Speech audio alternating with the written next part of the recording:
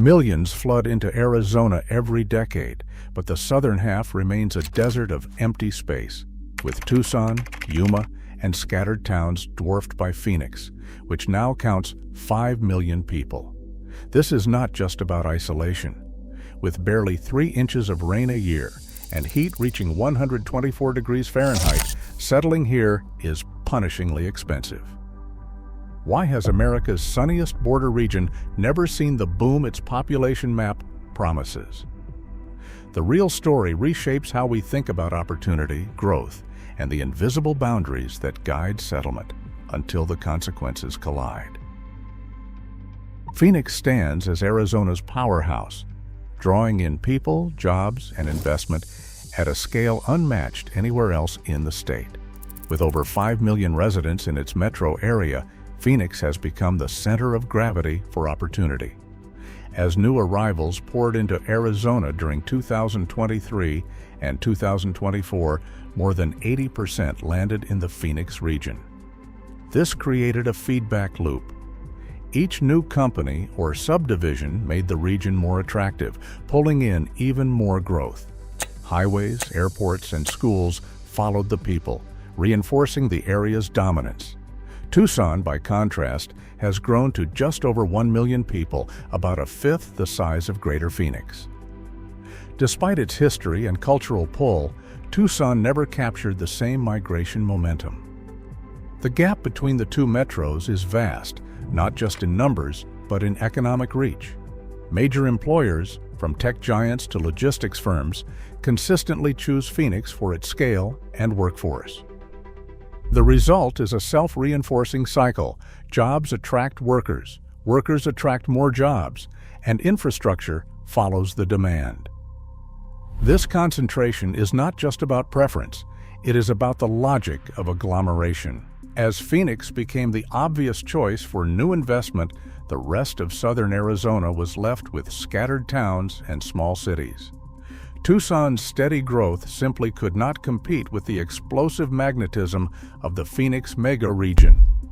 The story of Arizona's population is, at its core, the story of one city pulling ahead, shaping where opportunity clusters and where it does not. Southern Arizona stretches across a vast expanse, but its people are spread thinly from county to county. Pima County contains the largest share, with just over 1,086,000 residents. This is where Tucson anchors the region, yet even here neighborhoods give way quickly to open deserts. Yuma County, bordering California and Mexico, is home to about 208,000 people, many clustered around the city of Yuma and the surrounding farmlands, but the rest of the county remains largely empty. Cochise County, known for its ranching towns and historic mining sites, counts around 128,000 residents.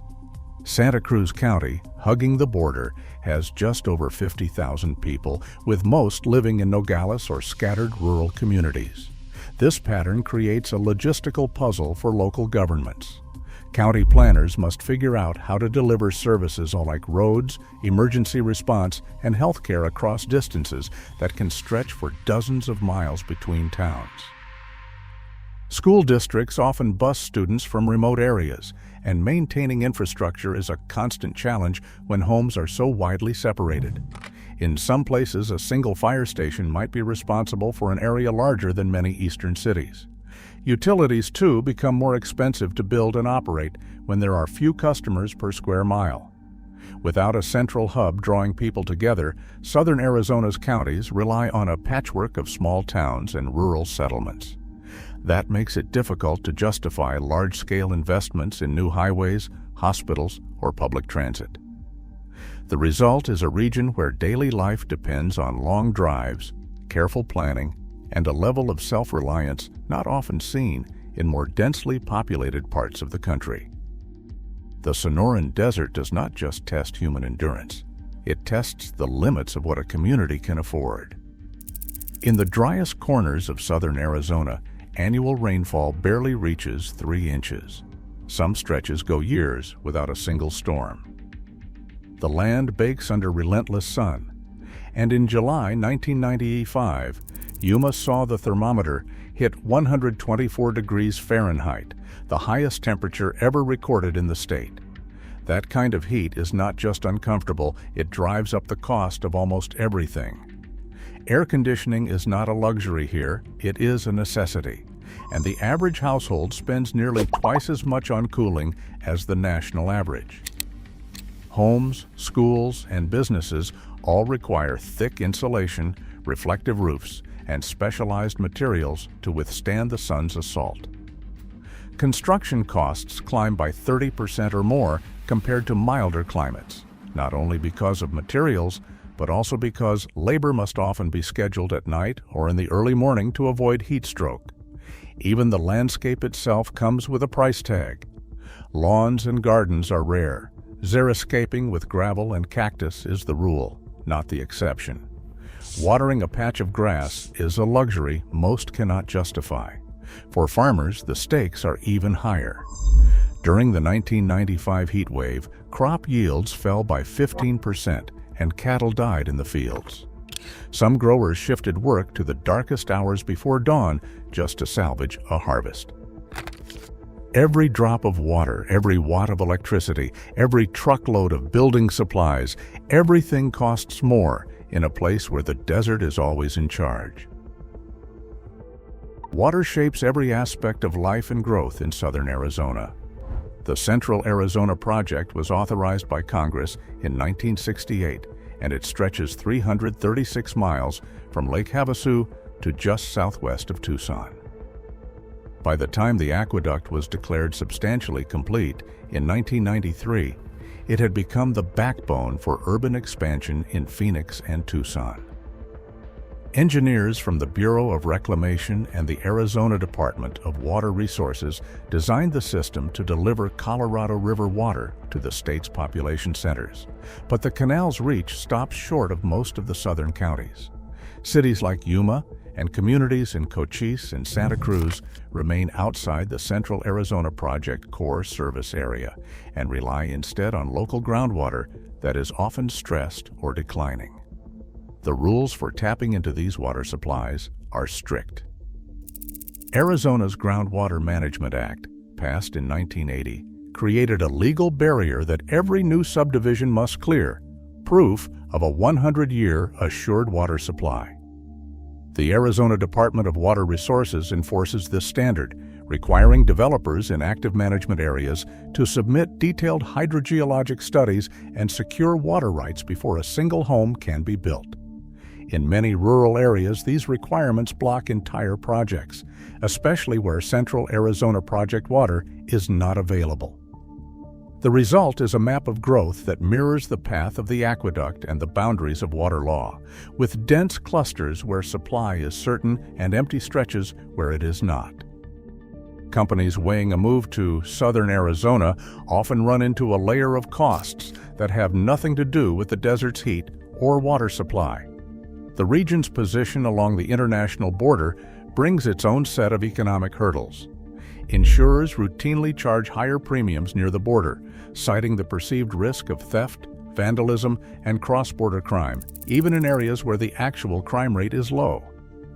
For businesses, this means paying more to cover warehouses, trucks, and inventory, with some policies costing thousands more each year than comparable coverage in Phoenix or Tucson. Corporate site selection teams flag these expenses early in the process.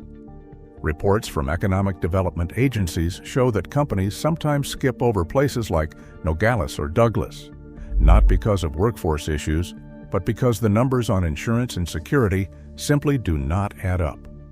Even as cross-border trade brings billions through ports of entry, the perception of risk can be enough to chill new investment. For southern Arizona, these hidden costs quietly reinforce the pattern of sparse settlement, making it harder for communities near the line to attract the jobs and growth that fuel bigger cities. In southern Arizona, vast stretches of land are locked away from private development, not by market forces or climate, but by federal ownership and historical decisions. Nearly 39% of Arizona's land belongs to the federal government, a figure that rises even higher in the southern counties. The Barry M. Goldwater Range, established in 1941, covers 1.7 million acres, an area larger than the state of Delaware, reserved for military training and off-limits to civilians. Organ Pipe Cactus National Monument, a UNESCO biosphere reserve, protects 330,000 acres along the border, ensuring no roads, homes, or industries will ever break the silence of its desert landscape. Bureau of Land Management parcels, Department of Defense training zones, and protected wildlife corridors form a patchwork that blocks expansion across much of the region. Historians trace this pattern back to the Gadsden Purchase of June 30, 1854, when the United States acquired southern Arizona from Mexico, not for settlement, but to secure a southern railroad route. The land was mapped for transport and defense, not for building cities. Today, federal managers and local planners work within these boundaries, knowing that entire counties are effectively walled off from growth by decisions made generations ago. Arizona's future is written by water, land boundaries, and the limits of heat. As climate risks rise and resources tighten, the invisible lines shaping southern Arizona become lines shaping where and how Americans live next. The desert's emptiness is a warning, not just a backdrop. Share your thoughts below.